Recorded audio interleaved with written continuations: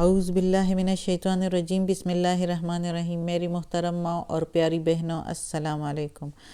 آج ہم انشاءاللہ تلاوت کریں گے اپنے اگلے سبق کی، جو کہ ہے آیت نمبر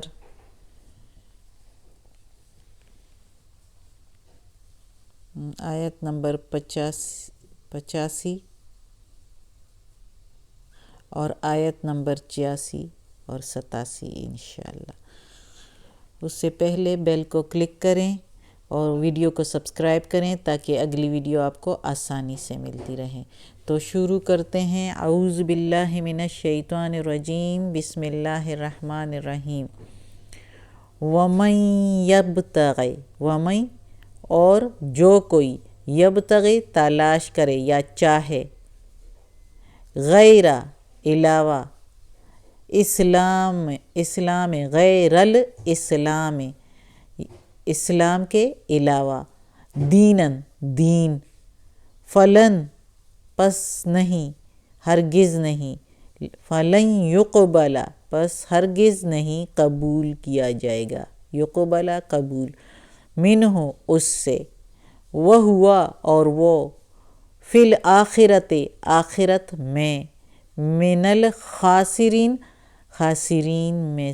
ہوگا، خسارے میں ہوگا یا نقصان میں ہوگا یا گھاٹے میں ہوگا۔ اب یہ آیت پچھلی آیت سے منسلک ہے، جس میں اللہ تعالیٰ نے کہا کہ کیا تم کوئی اور دین جو ہے تلاش کرتے ہو اللہ کے دین کے علاوہ؟ تو اس کے بعد پھر اللہ تعالیٰ کہتا ہے کہ جو کوئی اور دین چاہے اسلام کے علاوہ تو ہرگز اس سے قبول نہیں ہوگا، کچھ بھی چاہے وہ کچھ بھی کرے، لیکن اس نے اسلام قبول نہیں کیا ہوگا، چاہے وہ اچھے اعمال بھی کرے لیکن اس نے اسلام قبول نہیں کیا ہوگا تو اس کا کچھ بھی قبول نہیں ہوگا، اور وہ آخرت میں خسارے میں ہوگا، نقصان میں ہوگا، جب تک اس نے اسلام قبول نہیں کیا، سارے پیغمبروں پر ایمان نہیں لایا، اللہ کی وحدانیت پر، سارے پیغمبروں پر، فرشتوں پر، کتابوں پر، یہ سارا وہ ایمان نہ لائے، اسلام قبول نہ کرے، تو چاہے وہ کتنے ہی اچھے اعمال کیوں نہ کریں، لیکن جب اسلام نہیں قبول کیا ہوگا، کسی اور دین کو وہ پیچھے لگا ہوگا، تو اس سے کچھ بھی قبول نہیں کیا جائے گا، وہ آخرت میں خسارے میں ہوگا، خالی خات ہوگا قیامت کے دن، حساب کتاب کے دن۔ کیفا یہدی اللہ، کیسے ہدایت دے اللہ، قومن لوگوں کو یا قوم کو، کفرو جو منکر ہے، بعد ایمانہم ایمان لانے کے، اس کے ایمان کے بعد، اس کے ایمان کے یعنی ایمان لانے کے، وشہدو اور وہ گواہ ہے، ان الرسول کہ بے شک یہ رسول، حق سچا ہے، وجاءہم البینات اور لے کر آیا ہے ان کے پاس کھلی نشانیاں، وجاء اور لایا ہے، ان کے پاس بینات کھلی نشانیاں، واللہ اور اللہ، لا یہدی نہیں ہدایت دیتا، لا نہیں یہدی ہدایت، قوم الظالمین ظالم لوگوں کو یا ناانصاف لوگوں کو۔ اب اس آیت میں اللہ تعالیٰ کہتا ہے کہ اللہ تعالیٰ کیسے ہدایت دے ایسے لوگوں کو جو کہ منکر ہیں، بعد ایمان لانے کے بھی منکر ہو گئے اور سمجھتے ہیں کہ یہ رسول سچا ہے۔ کچھ لوگ تو وہ ہے جو ایمان لے آتے تھے اور بعد میں اپنے معجزے دیکھ کر محمد صلی اللہ علیہ وآلہ وسلم کے اور ایمان لے آتے تھے اس پر،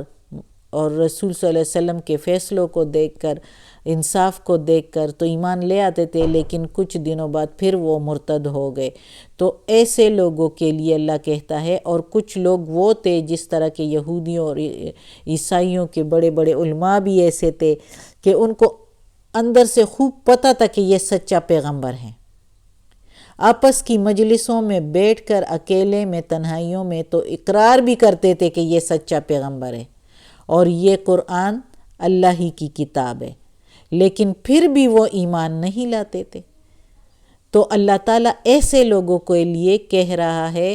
کہ جو ایمان لانے کے بعد جو ہے وہ کفر اختیار کر لیں، اور جو گواہ ہیں یعنی یہودی علماء اور عیسائی جو تھے وہ گواہ تھے، ان کی کتاب میں باقاعدہ طور پر بشارت ملی تھی، بشارت تھی محمد صلی اللہ علیہ وآلہ وسلم کی، خوشخبری تھی کہ وہ رسول آئیں گے اور ایسے ایسے ہوں گے، اور اس طرح کتاب آئے گی جو تصدیق کرے گی ہماری پچھلی کتابوں کی۔ اس کے باوجود وہ تو گواہ تھے، ان کو تو گواہی دینی چاہیے تھی کہ یہ سچا رسول ہے تاکہ دوسرے لوگ بھی اسلام قبول کر لیتے، لیکن انہوں نے چھپایا۔ آپس کی مجلسوں میں انہوں نے اقرار کیا اللہ گواہ ہے، اللہ تو سب کچھ سنتا ہے، اللہ تو دلوں کا حال بھی جانتا ہے، تو اللہ کو تو سب کچھ معلوم تھا، جو کہ اس قرآن مجید میں اللہ تعالیٰ نے وحی کر کے وہ بتا دیا سب کو کہ ان کو سب کچھ پتہ ہے، پھر بھی اسلام قبول نہیں کرتے، اس رسول کو جانتے ہیں لیکن دنیاوی اغراض کے پیچھے اور دنیاوی جاہ و مال کے پیچھے جو ہے وہ اسلام نہیں قبول کرتے۔ کھلی نشانیاں لے کر آیا ہے رسول پاک صلی اللہ علیہ وسلم ان کے پاس، پھر بھی ایمان نہیں لاتے، تو ایسے لوگوں کے لیے، ایسے ناانصاف لوگوں کے لیے اللہ تعالیٰ کہتا ہے ان کو میں ہدایت نہیں دیتا۔ اب اگلی آیت میں ہے اولئک، وہی تو لوگ ہے، جزا ہے ان کی یا سزا ہے، ہم ان کی،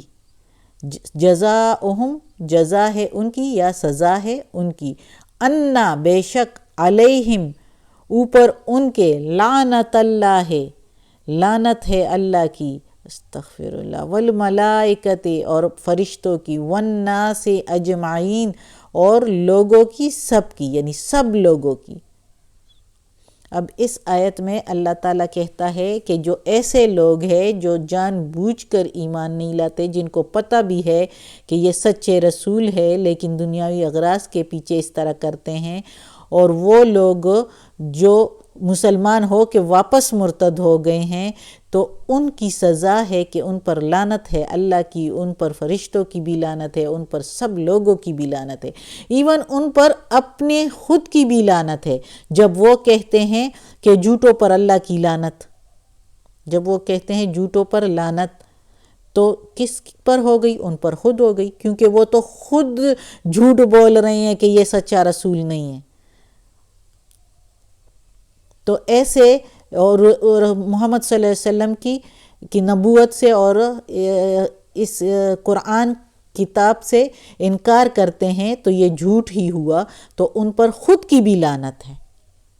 تو اللہ تعالیٰ نے کہا کہ وہ جو ہے ان پر لعنت ہے، اللہ کی بھی، ملائکہ فرشتوں کی بھی، اور سارے لوگوں کی بھی، اور ان کی خود کی بھی ان پر لعنت ہے کہ وہ اس طرح کی حرکتیں کرتے ہیں، اور وہ اسی لعنت میں پڑے رہیں گے اس دنیا میں بھی اور آخرت میں۔ استغفر اللہ۔ اگلی آیت میں ہے خالدین فیہا، اسی میں ہمیشہ کے لیے رہیں گے، خالدین ہمیشہ کے لیے، فیہا اسی میں، لا یخفف نہیں ہلکا کیا جائے گا، عنہم ان سے، عذاب، ولا ہم اور نہیں ان سے، ینظرون مہلت دی جائے گی، اور نہ ہی ان کو مہلت دی جائے گی، یا نہ ہی ان کو فرصت ملے گی، یعنی اس عذاب سے ان کو ایک لمحے کی فرصت بھی نہیں ملے گی، مہلت دی جائے گی یعنی مسلسل ان پر ہوگا۔ استغفر اللہ، اللہ بچائے اس عذاب سے ہم سب کو، ہم سارے مسلمانوں کو، کل مومن مسلم،